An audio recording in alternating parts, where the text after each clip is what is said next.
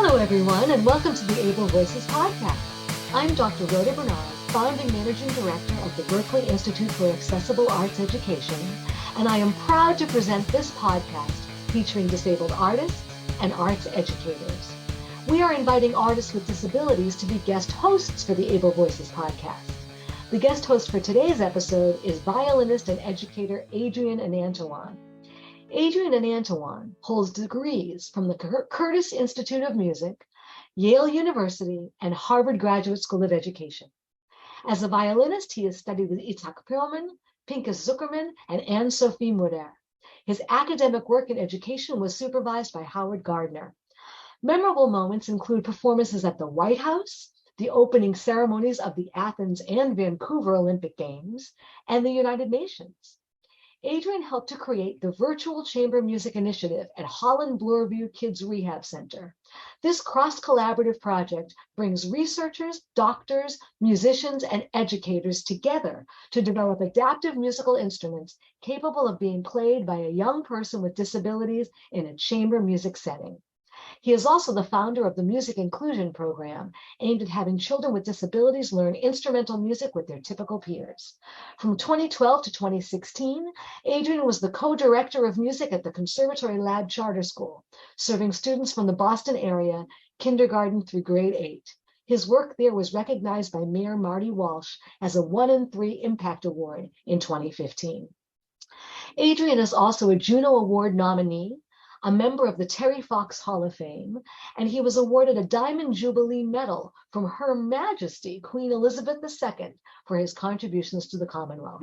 Adrian is the current chair of music at Milton Academy, the artistic director of Shelter Music Boston, and an associate professor in the strings department at Berklee College of Music. Throughout the year, Adrian performs, speaks, and teaches around the world as an advocate for disability and the arts. Hello and welcome to Able Voices, podcast that talks about the intersection of the arts, accessibility, and social justice. My name is Adrian Anantawan. I am a violinist who grew up with a disability. I'm going to self-describe myself right now. I'm an Asian male with a sweater that is blue. It is raining a little bit outside behind me on a gloomy day in Boston, and I'm smiling today because I have the distinct honor of introducing and having a conversation with the founder and executive director of Abilities Dance Boston, Ellice Patterson. Ellice and I have known each other for, I think it's 3 years now. And I think one of our wonderful connections and intersections is the idea of using our art form, for myself, music, and dance for Ellice, to be able to find ways that our identities as individuals with disabilities can be expressed, and also ways that we can amplify other voices in our field to be able to do the same. So welcome, Ellice. Thanks for having me. So we've known each other for a while now, but for our audiences, they may not know a little bit of what you do. Could you give an elevator pitch about Abilities Dance and what you do? Yeah, so I founded it 5 years ago now when I, as a professional disabled dancer, couldn't find dance opportunities for myself.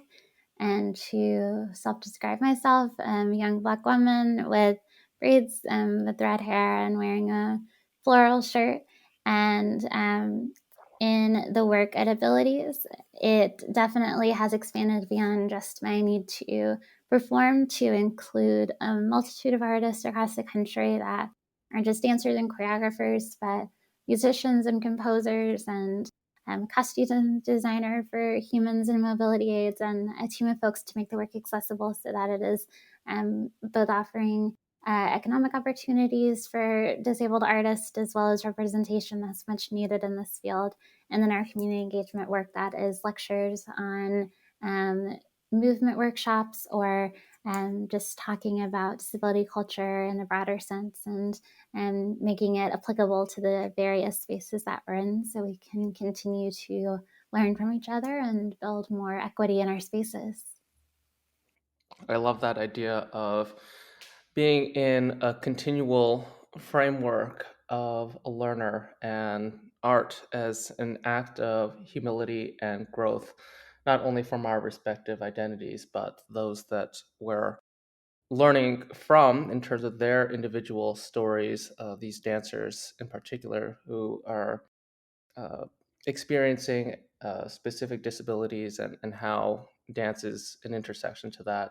Before we talk about a little bit of your current and future work, I'd love for you to take us back to some of your earliest experiences with dance and how that has changed and evolved for you over time as you've incorporated a disability identity within your practice and also the organization that you lead. Yeah, so I've been dancing on and off since I was 4. So earliest memories are kind of being the traditional studio, taking all different types of dance genre classes and tap and ballet and jazz and whatnot.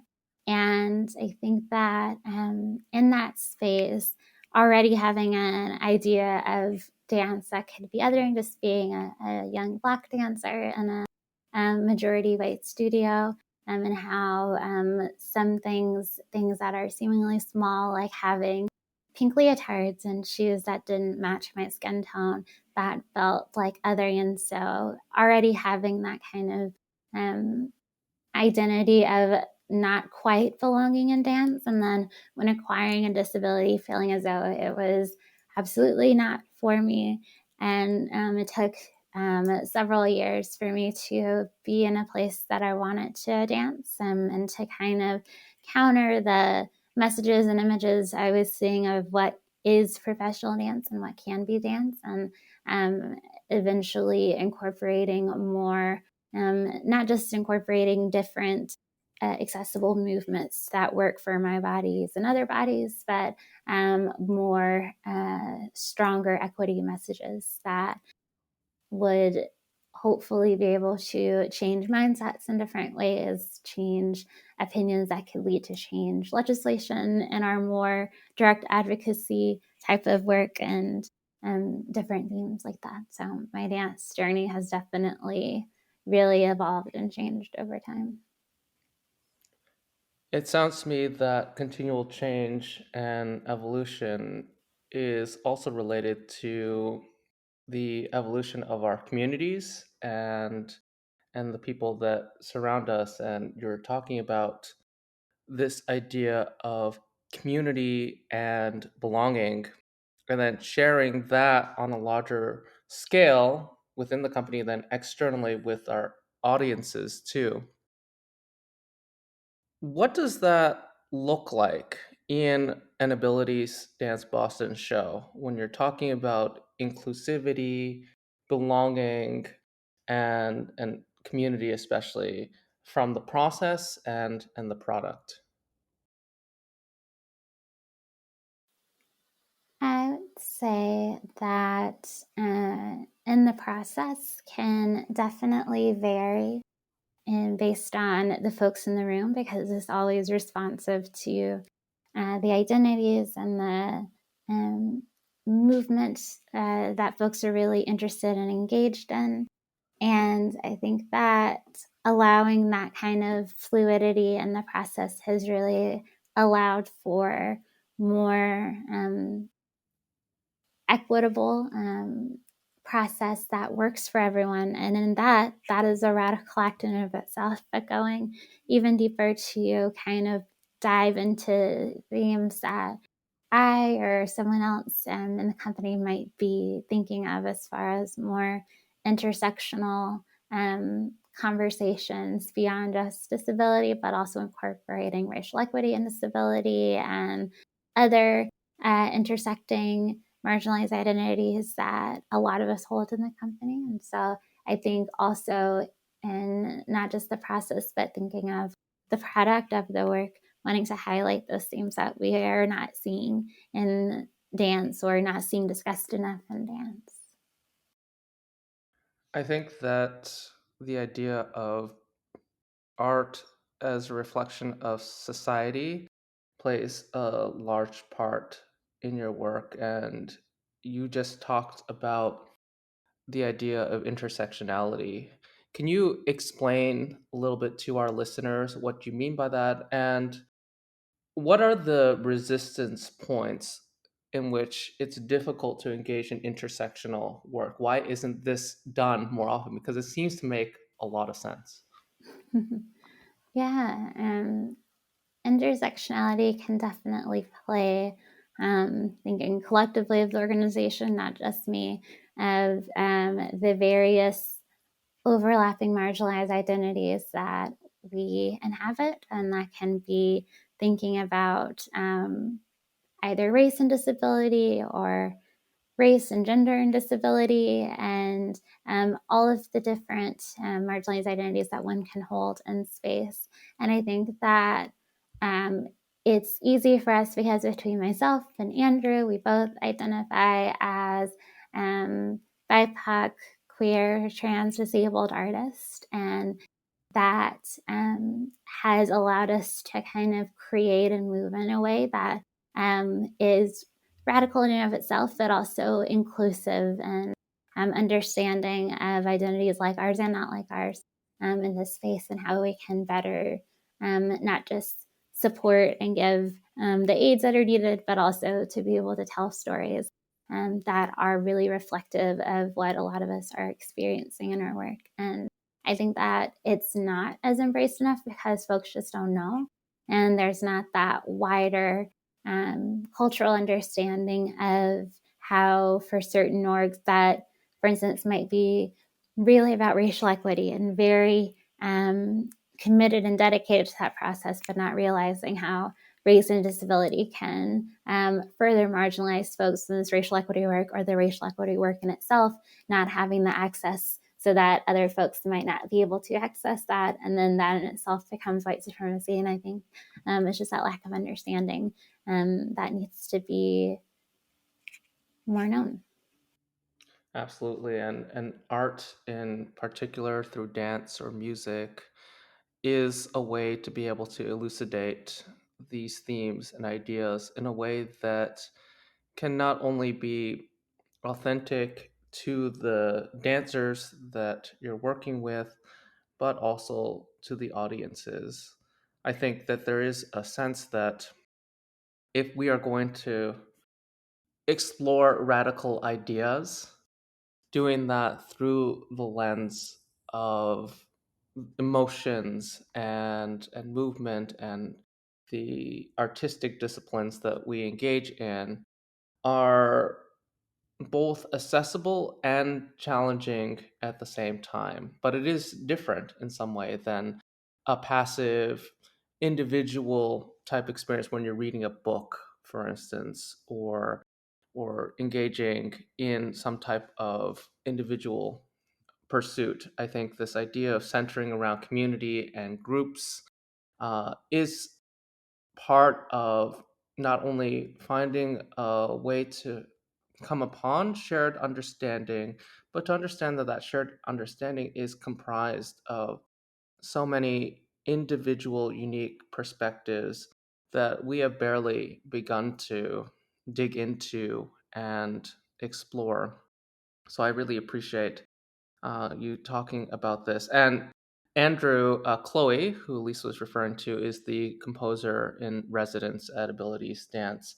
Can you talk a little bit more about that process, incorporating music, and you were just talking about intersectionality. I think there is like a very cross-disciplinary aspect to your work, and I'm curious to know more.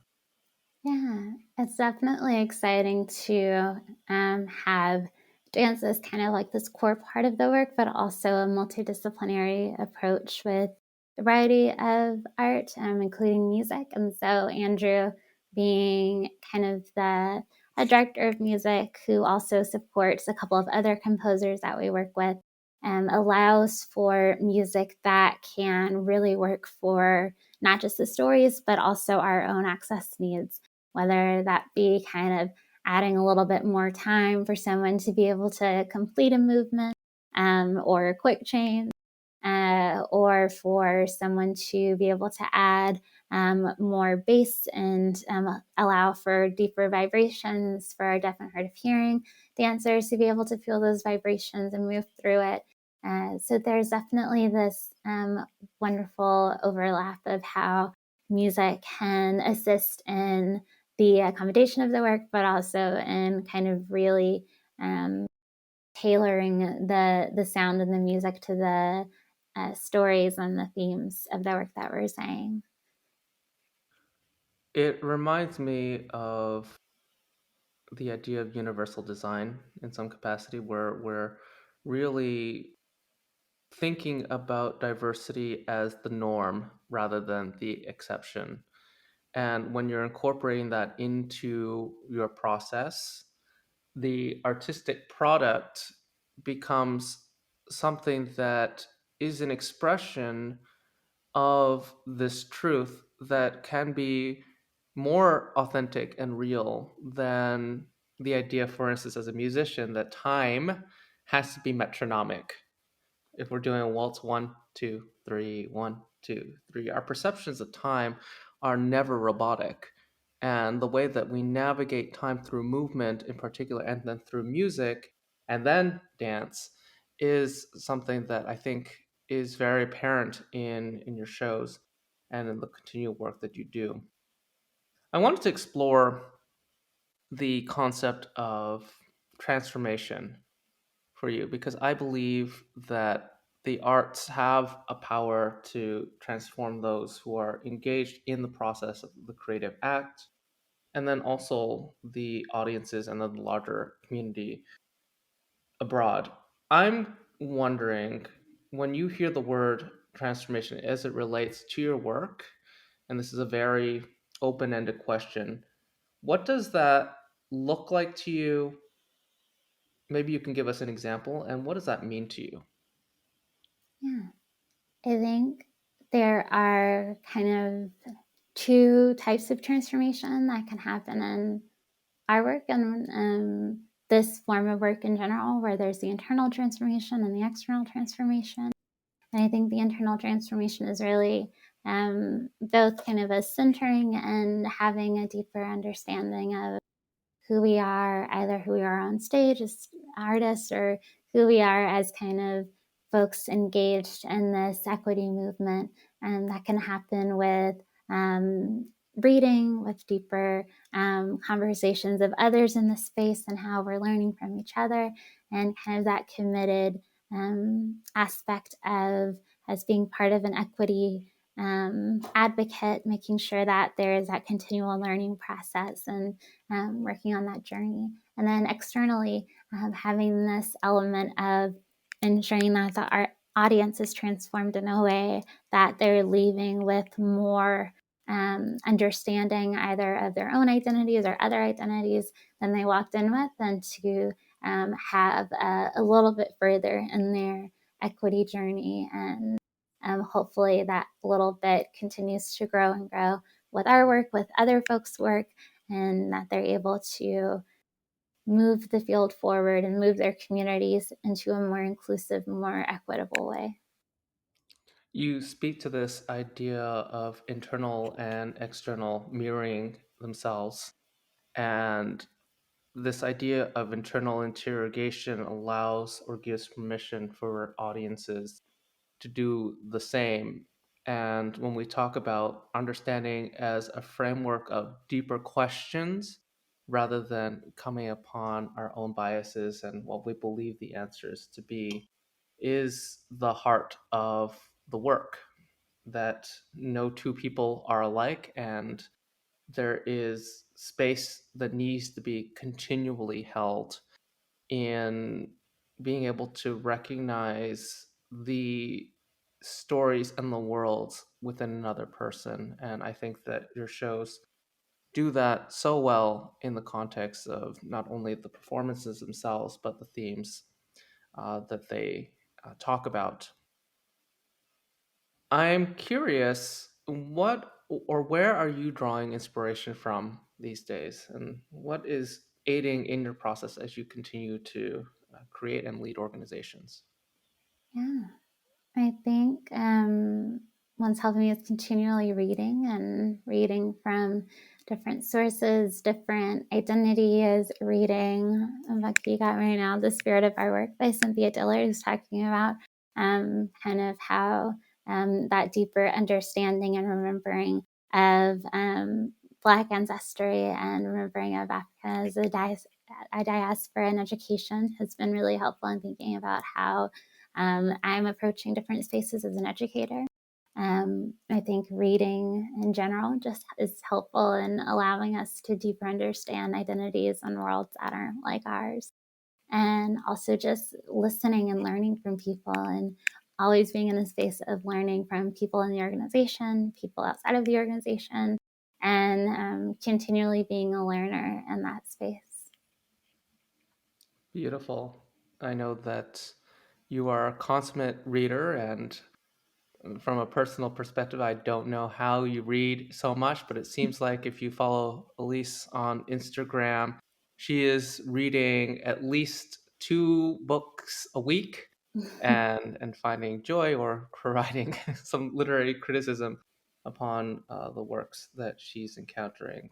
I hope that you all have an opportunity to follow her. We can provide some links to this as we wrap up this podcast. So, in the last few minutes, I would love to hear about some upcoming projects, and you can let us know how we can view or experience your work, not only here in the greater Boston community, but in the larger scope of the country and the world. Yeah, so we are currently working on our annual ballet this year titled Inversion, and that'll be November 4th and 5th at the Calderwood Pavilion. That'll also be live and live streamed, so if you're not able to come in for any reason, you can also access it online during those times at 8 p.m. Eastern Standard Time. And I am really excited about it because Andrew and I decided to kind of create our own story instead of recreating other ballets. And it's really diving into deeper themes of equity, like ableism and racial equity work and neurodivergence, and a number of themes that aren't as touched on or ever touched upon in the context of ballet, and redefining how we are representing ballet and the types of movements that are considered in that. And so I hope folks are able to check that out. Unlimited free tickets for anyone who needs it, so that finances aren't a barrier, because we just want people to be able to access the work. So. And this is my secondary plug for Elise's work. I've been to several of her shows, and they have always been phenomenal in terms of her attention to choreography, detail. The music is wonderful. The audio descriptions are as engaging and expressive as every other component of the show. So I believe that you will be transformed in ways that allow you to not only have an incredible evening exposed to incredible dance and technique and art, but also one that will allow you to continue your own internal dialogues and dialogues with others around the intersections, as Ellice was saying, race, equity, arts, accessibility, and all these complex dimensions that really make the world a challenging but also beautiful place to be. So thank you, Ellice. It's lovely to be able to connect to you, and please follow her on social media, and we'll see you soon. Thank you.